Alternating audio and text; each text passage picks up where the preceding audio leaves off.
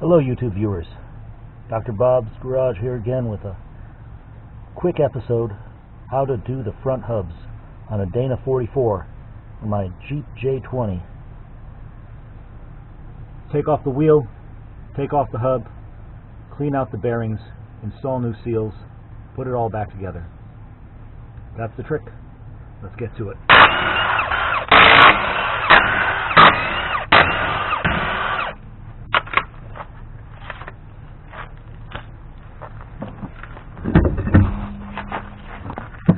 The locking hub cover comes off in different ways depending on your setup. This has got the factory hub.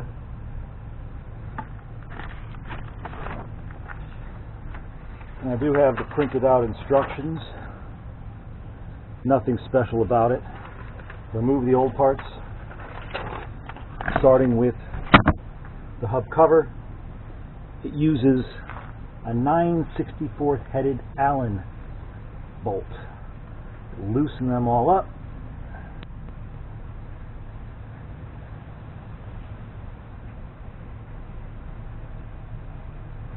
I did make sure clean around here so that no dirt is going to get inside the hub when I remove this locking hub cover.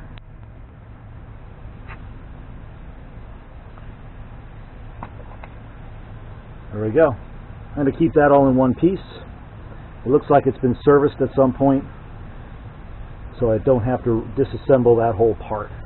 What I've got is one Phillips head screw holding that in.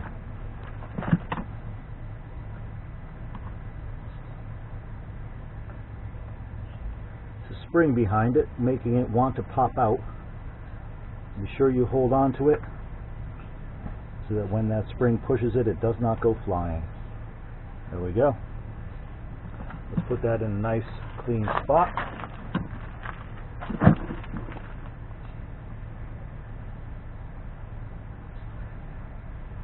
Put that screw in its original location so I don't lose it.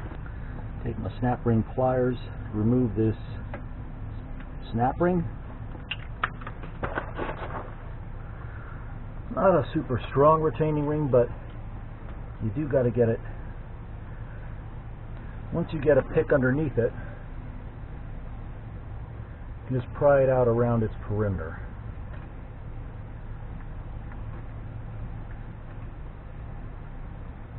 Like this. There you go. That was holding all this in here. You might find it easier to grab it with a pair of pliers. There we go. The inner and outer parts of that clutch. We'll put that in a safe place. I'm going to clean it up and re-grease it. Everything's greased. It's a little dirty. That's why I'm doing this. I'm going to have to take these spiders and find them a new home. Unbolt the caliper, hang it, and then remove the nut and pull the whole thing off. Okay, caliper is bolted on with a couple of 3/8 inch hex head bolts. Before I do that, I want to pry it a bit, pushing the piston in to give some clearance. There we go.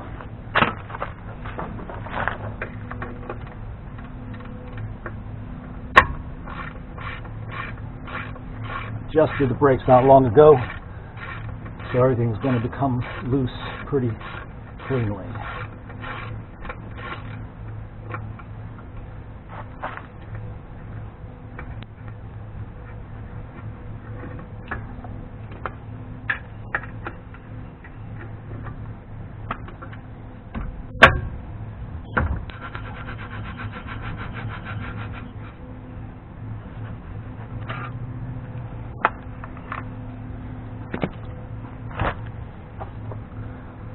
Slide this up out of the way and secure it someplace it's not going to fall. I like to rest it on my leaf spring. That's not going anywhere because this whole hub with the rotor is coming right off. The tool you use is a 4-pronged hub nut socket.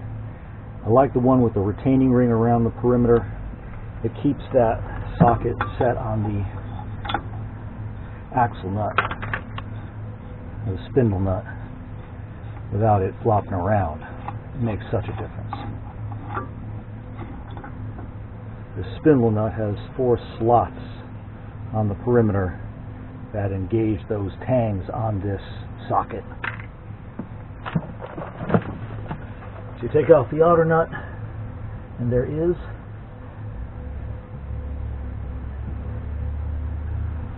a somewhat sticky retainer ring, lock ring in there. What tool is going to help me get that out of there?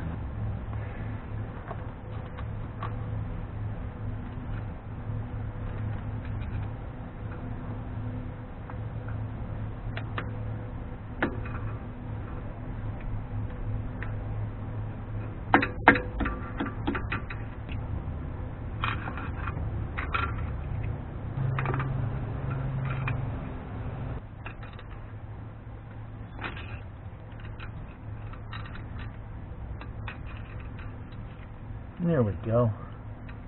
That was just being very difficult.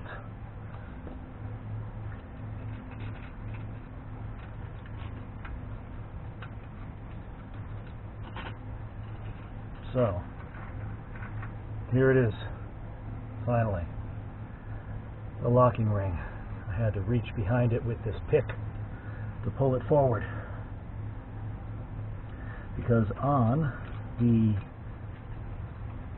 nut on the inside there's a little peg that when you slide this on, this locks into a groove on the spindle, and the pin on that nut pokes through one of these holes, locking that nut in place. You can take the inner nut out.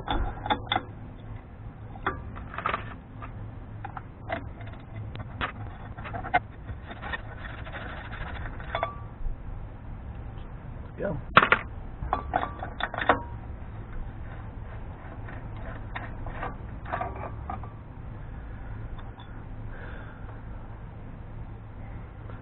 So you can see, let me wipe it clean so you can see it clearly. This inner lock nut has that pin. When you slide this locking ring, that pin fits in one of the holes, and it can't turn because that tang goes into the slot in the spindle. That's the locking nut on the front of a D44. And as always, you're ready to catch that bearing when it comes out, because the outer bearing is not held in place by any retainer.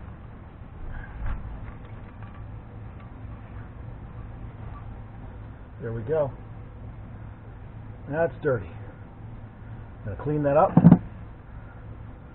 replace that seal, put it all back together. But before I do that,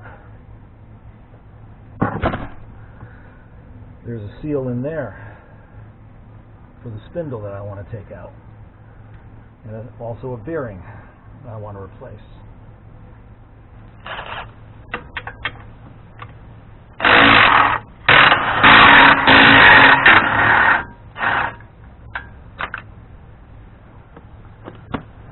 Alright, I can take off the dust shield and caliper bracket, leaving me just with the spindle kind of caked on there. What are the chances this is going to easily separate? Not much. Not much of a chance at all. Doesn't look like it's been apart in a good long time. But there's a seal in there, and I want to clean up everything on the outer part of it. So,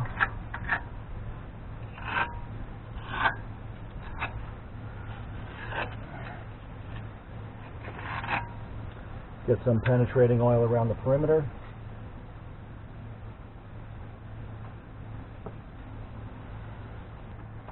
There's a little spot from behind where you can tap on it with a drift. I'll give that a shot.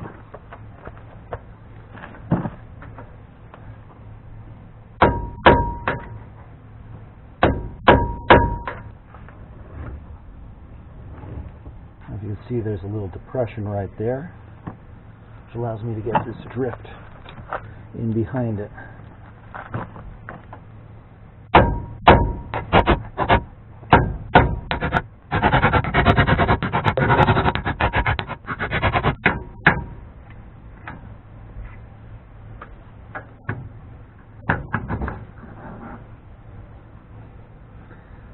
You can see it sits in a bore in that knuckle, and that also gets rusty.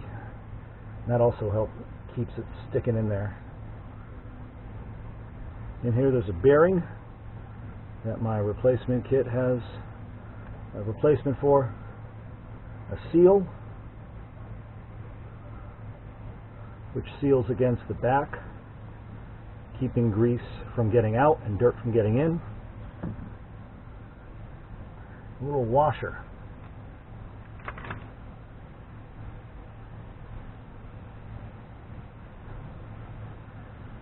A washer and a seal. So I'm going to take all this, clean it up, replace the worn parts with new parts, and then put it back all together again. Nice and clean. Certainly clean out the perimeter of this bore so that the spindle will go back in nice and easy next time. So, I'm not going to show you the cleaning process because it's really not all that exciting. So when you come back, it'll all be clean and ready to go back together. Got my rotors off. Now I got to pull out the wheel bearing by removing the retainer seal. Just pry it with a seal puller and that nasty old bearing. I'm going to clean that up in a second. Comes right out. Next step. Since I took this down to the repair shop, O'Reilly's actually turns rotors. I was happy to hear that. I gave them a turn, found out they were warped and rusted. Well, this one's not too bad, but the other one has a groove right along here. So I got new rotors on order. You can use a press to press these lug studs out, or you can have a press. A sledge will do the job.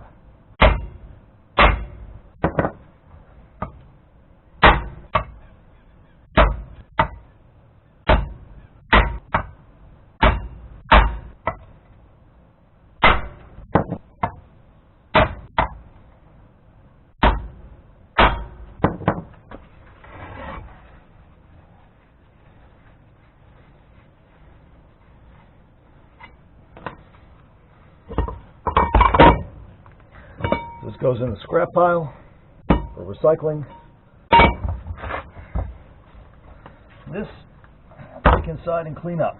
Now that I've cleaned all the grease off the hub, discovered a rather nasty groove discoloration in the race. I don't think you can see it with the lighting. Right there.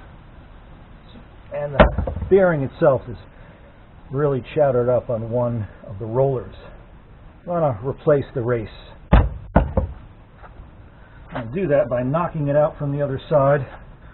Might have to resort to the iron punch, which is not going to deform.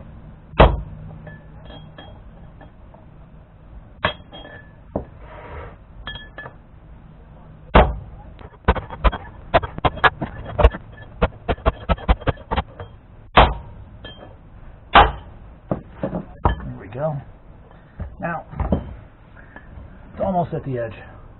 Now we'll get my brass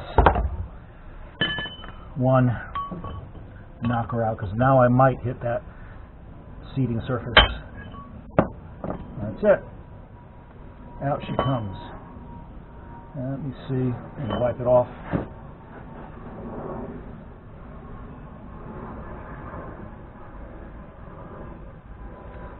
See if you can see that. right there. May not look like much on camera, but it's a good sized smear. So I'm replacing the bearings. Might as well replace that as well. It takes an LM 104 910 race. That doesn't seem to come in a set with the bearing that goes along with it. So you got to buy it separately. Clean out that bore. When I get that bearing race from the store, just drive it in. Here's the offending bearing. I don't know if you can see on that roller right there. I don't know whether that's from corrosion or lack of grease or dirt in the grease. That's what was smearing on that bearing. So I'll replace these two as a set. Be about $30, $35 maybe with tax. Put it all back together. Okay, YouTube viewers, another day. I've cleaned everything up, I've greased everything, and I've got one hub assembly ready to go back on. I've got another one where I have to install a race, I have to install the studs, so I'll take you along and show you what's involved in that task. First, you want a suitable work surface on which to install the studs into the hub. An old brake drum makes a great surface. There's the hub, front hub fits right in. Now this is going on a front Dana 44,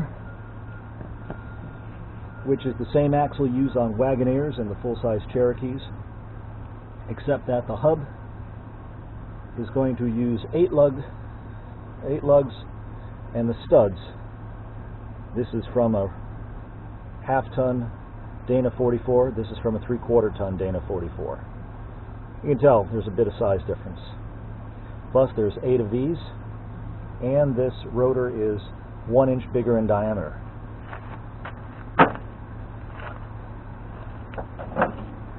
And the axle tubes are 1/2 inch thick rather than 1/4 inch wall.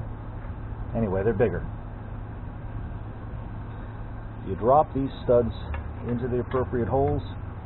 They've got knurls on them, little splines, and they're going to match up with the splines in the original hub. I'm adding a new rotor, which is just clamped between the hub and the head of this stud, this lug stud. You drop them in until you feel the splines kind of lining up. And this is slightly, I gotta tap this edge of the rotor down so it's flush. And then I'm just going to go around with this drift. It's got a head about the size of this indent in the stud. So I'll just put this down into the hole, feel to where the splines grab, and then just go around slowly, tapping them a little at a time till they get started.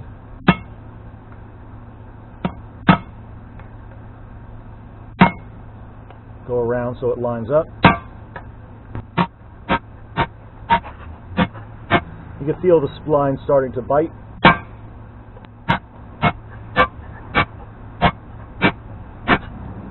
But the hub is still loose, or the rotor is still loose on the hub. It's not down tight yet.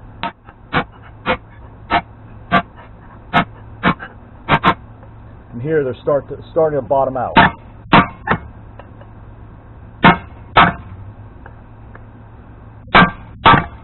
When they start bouncing off the drum, you're bottoming out. You know you're all the way down. It's not going any further. I think this one has a little bit more to go. You definitely feel the difference once it bottoms out. Just starts bouncing off the drum. Go around.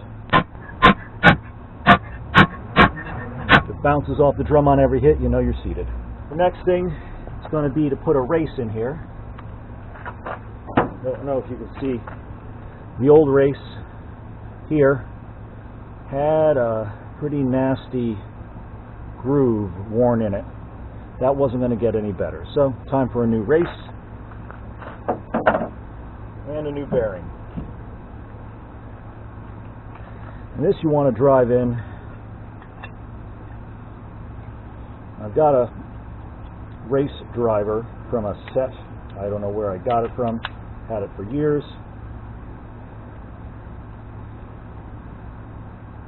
This fits perfectly on that race to drive it in solid, drive it in square. So,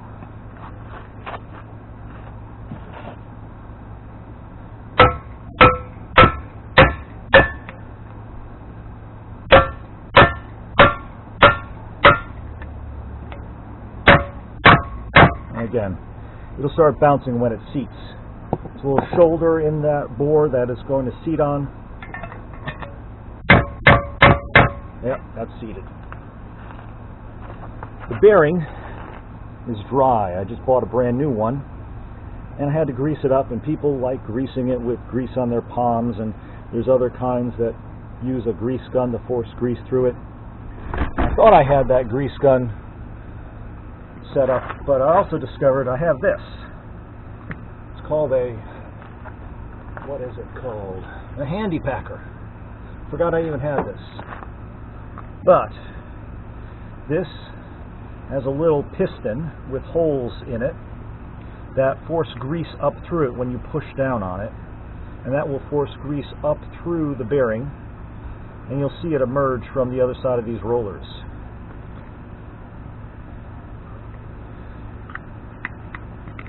So, I don't know if you can see from that angle, you got to push down pretty straight, and then grease will start squeezing out from between the rollers.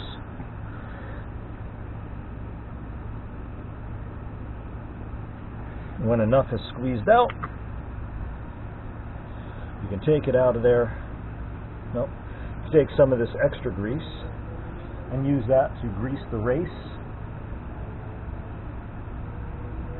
You always want to grease the race before you put new bearings in, or old bearings that you've cleaned up. And this extra grease you can wipe on the outside of the bearing.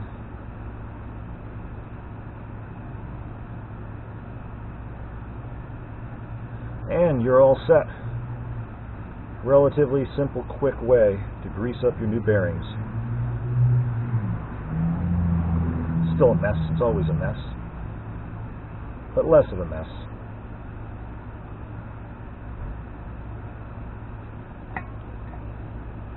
So put that in there, rotate it so that grease is all around those rollers in the bearing, and it's ready to go.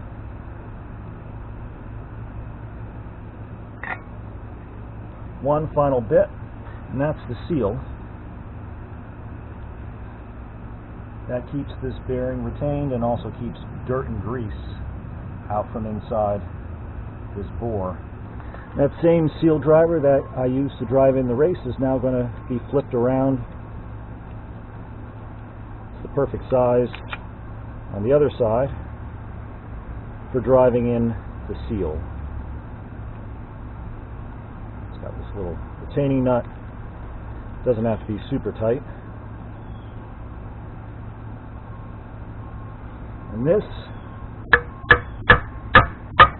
you want to get started.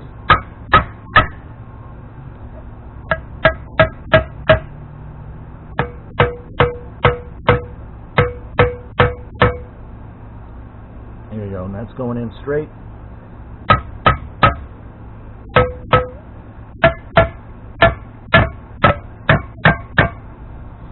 And that's flush with the edge of the bore. That's what I'm looking for. That's ready to go on the spindle. Now I got to get that spindle on the axle. That's my next task. Let's go up front and I'll show you how you do that. Time to reassemble the spindle.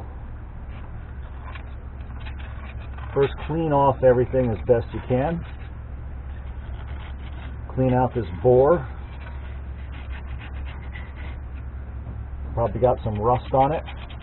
Now's the time to replace your axle U-joint if that's at all questionable. This one moves freely in all directions, seems to be in good shape.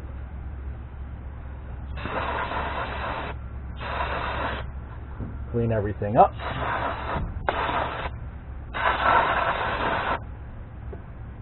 Finished up that one.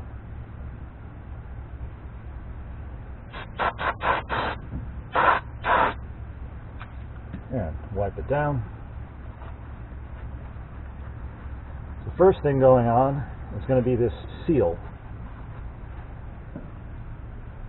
This rubber seal here rides against this part of the spindle right here and seals dirt and mud and everything from getting inside there. So I want a little bit of grease on its face where it's going to contact that inside of the spindle. Then it just slides up around and seats on this little shield here. There we go. Push it in as far as you can.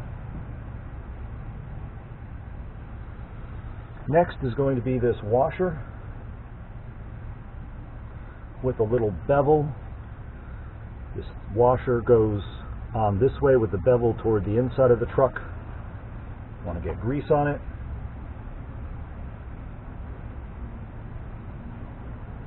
On both faces.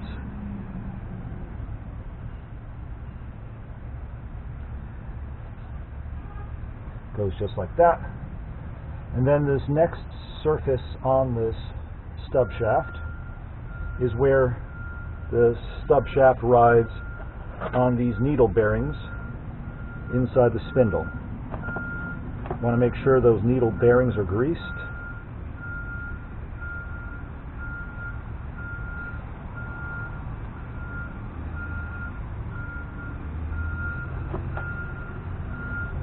Trash day here in the neighborhood. So you get to hear the garbage trucks backing up and down the streets around here. There we go. I got a lot of grease in there. And finally, this seal here sits right inside, keeps dirt and dust out of that little spindle roller bearing assembly. And then that just slides right on.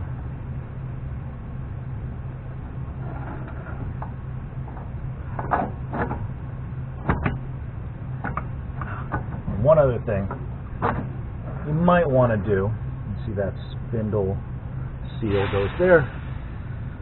This surface is going to sit inside that surface. It might be a good idea to put some anti-seize around there so that it slides in and doesn't freeze up.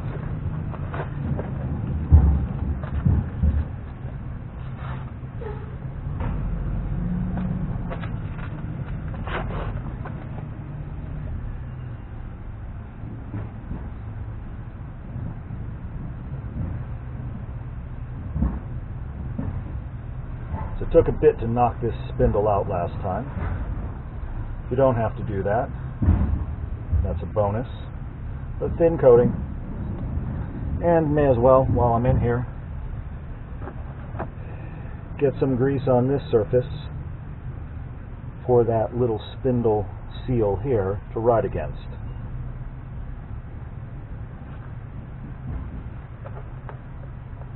So it's not running dry.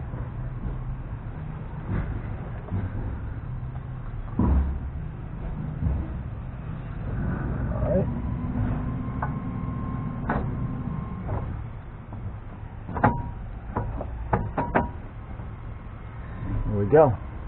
Started. So here we go.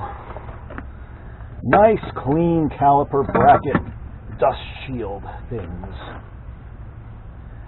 Now I can tighten this down and torque it to spec.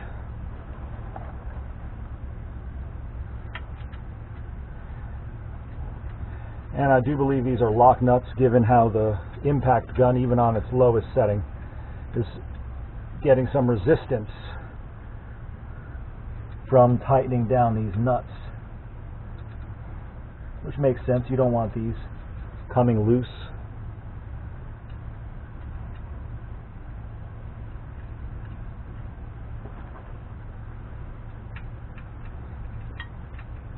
So just like tightening up a wheel, I'll tighten these up in a crisscross pattern.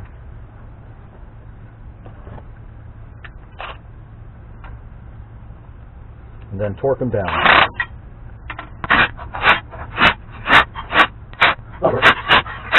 There we go.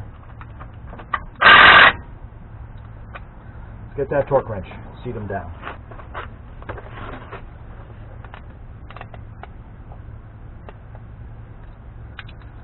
All right. 40 foot-pounds in a crisscross pattern. These are very loose, but we'll get there.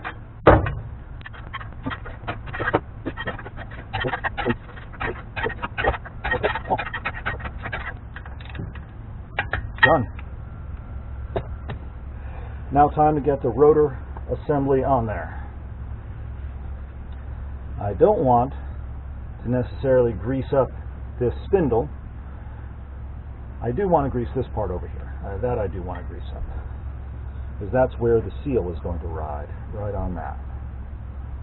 But this is where the race, the inner race and the outer race for the wheel bearings go.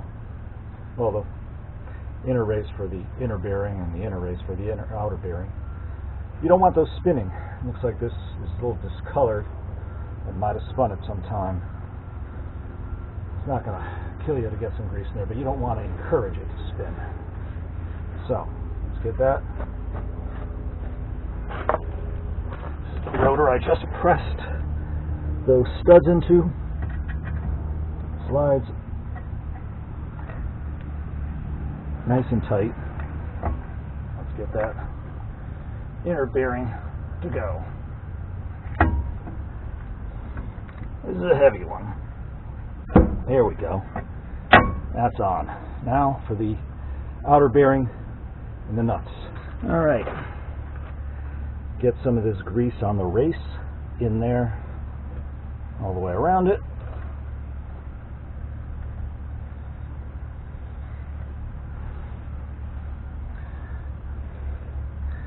And I got plenty here on this bearing. Stick it in there.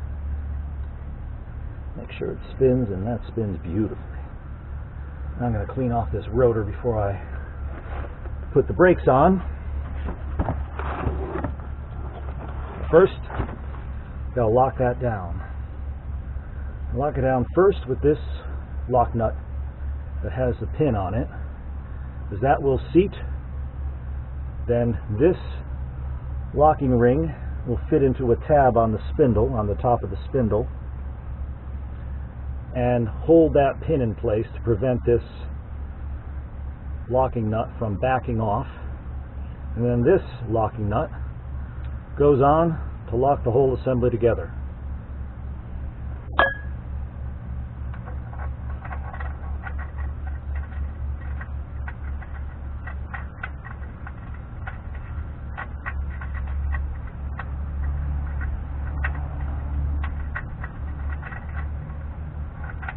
That going.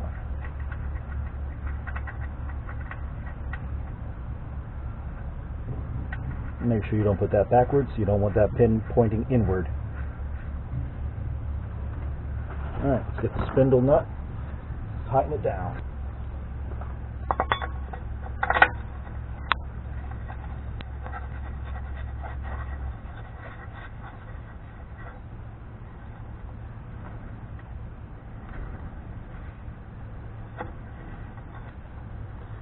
So you tighten it down while spinning the wheel so that you're not jamming those rollers on the bearings into place. And you spin it while torquing it down to 50 foot-pounds.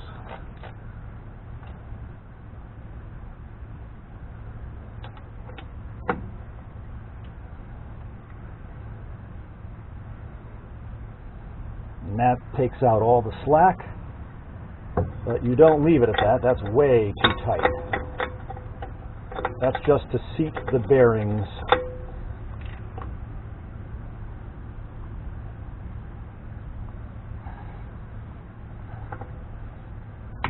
There we go. Now see, it still spins, but that's way too tight. Especially once those bearings heat up, you would destroy that wheel bearing. So now back it off.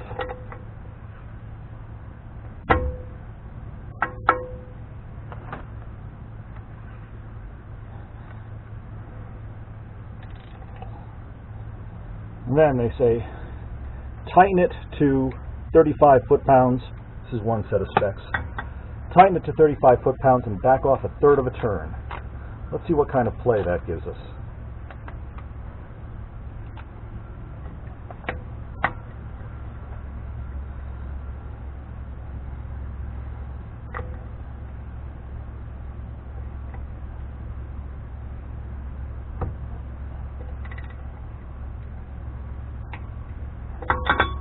Then 1/3 of a turn back.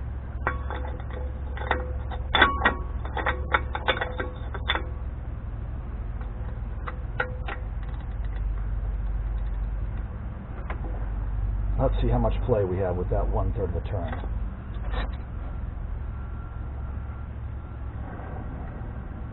Any in and out play? No. That's not a bad spec. So, now to get this lock ring to sit over the pin. I put it in, and that pin is right between two of those holes. So it just so happens that they clock this ring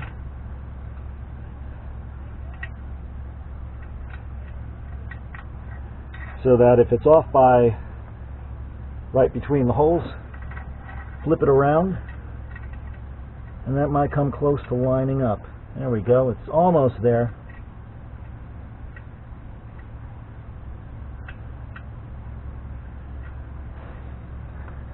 Not much room to work with the fat fingers I got here. I'm going to go get my pick so I can pull that out, no problem.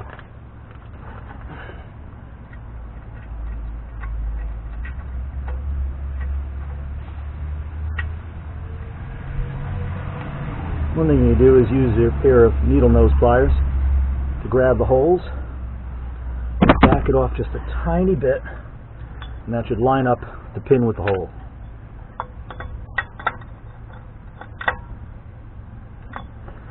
Give that a shot.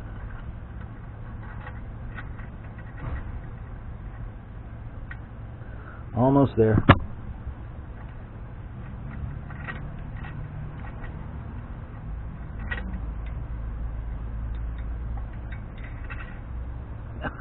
Come on out.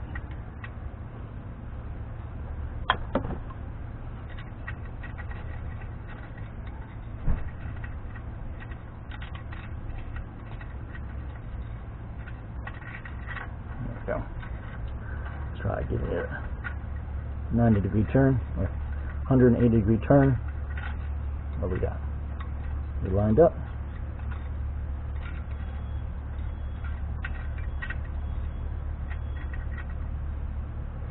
We are lined up. Now, tighten the outer lock nut.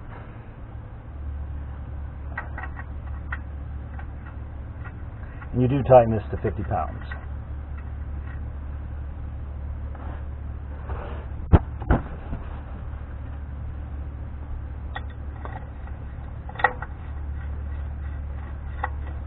And then confirm that the wheel spins freely. So you set this to 50.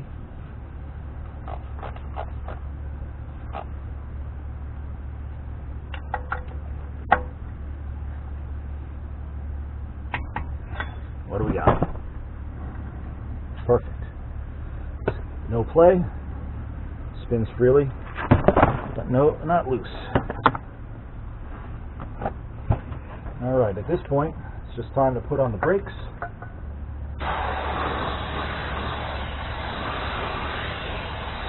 After I clean off that rotor with all the grease and dirt that gets on, no matter what, how careful you are.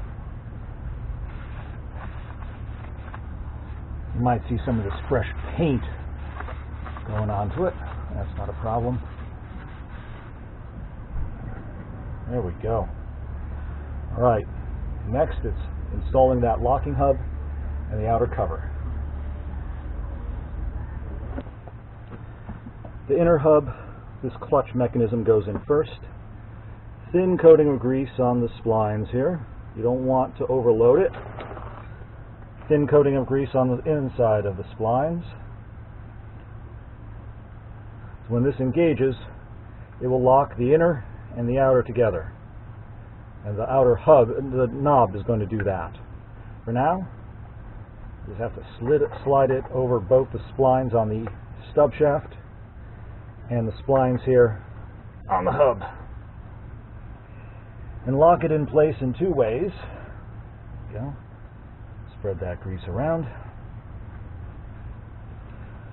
And I went and bought that kit.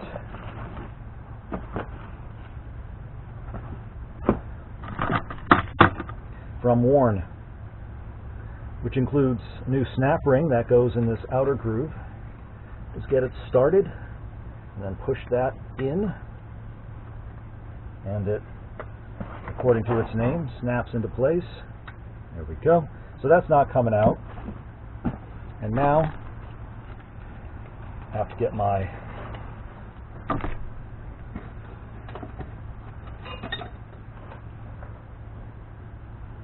pliers here, and while pushing on the back of the axle shaft, make sure that this goes into the little groove on that shaft.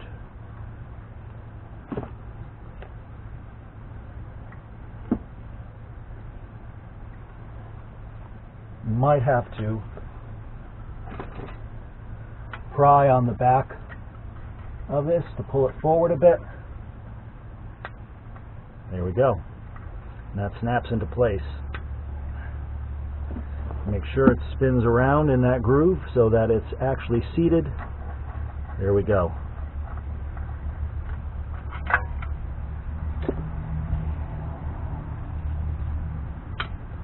So that's the inner clutch. Now it's time for this outer hub. One thing I have to do is install the O-ring from the kit around the circumference there. And then this will just slide right into place. These three tangs here slide into the spaces on the sides of the clutch. But let's get that O-ring. Okay. Push this O-ring on, and if you're not familiar with installing O-rings like this, just roll it around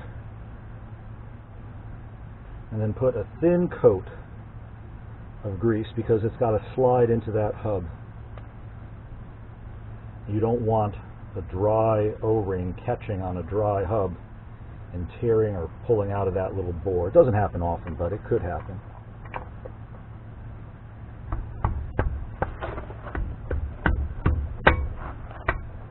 There we go. And that Warren kit comes with 6 brand new screws. So pretty. For attaching this hub. That little Allen key I was using to fish out that lock ring, it's the same one I use to tighten these screws down. And again, tighten them in a crisscross pattern. I think it's a 9/64. Is that what this Allen key is? Somewhere in that range.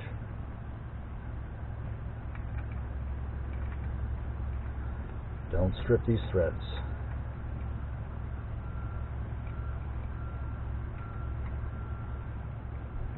Now I checked the operation of the hub before I installed it, before I brought it out to the driveway to install it, and the free and lock operations work just fine. I'll confirm that in just a second. There we go. Free. Locked. You hear it turning the axle, which, since the other side is up in the air, that's going to rotate. Turn it to free again. Turn it to lock. And pops right into place. There we go. I'm just going to install the brakes. I don't think you need to see me do that. And my axle's all done. I could have let this go, but I like having, with any new vehicle, a fresh start. So this gives me a good head start, knowing the insides of this hub are not going to grind themselves to death as I drive this truck. Alright, I hope you found some of this useful. Go out there, work on your own truck. Good luck, and see you in the next video. Again, click like, subscribe, I think ring a bell, I don't know what that is. Thank you for watching. Okay, just a quick little detail. The factory hubs have the little free and lock indicators embossed inside the cap, which you can make out, but it's a little easier to see if you highlight them. And here, you can see I've highlighted this one with some red paint, which is an easy thing to do with one of these paint markers you can get for $6 at the art store. You get the paint flowing, and then press down and get it to flow into each of these grooves for the letters as well as for the dial. And don't worry if it's going to be over the edge of that. We're going to clean that up. You need enough paint to get in there and fill those grooves. Then you got to let it dry.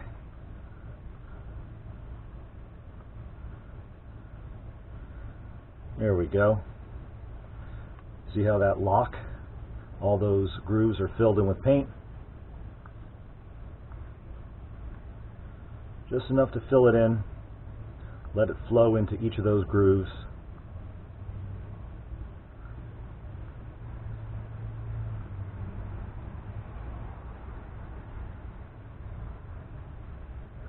And then, when it dries, when that paint is solidified in there, you can come back with some steel wool and clean off all the excess off the surface of the chrome, leaving the grooves filled with paint and give you a nice, clean, bright lettering of where free and where lock is. Not necessary, but it's a nice little detail.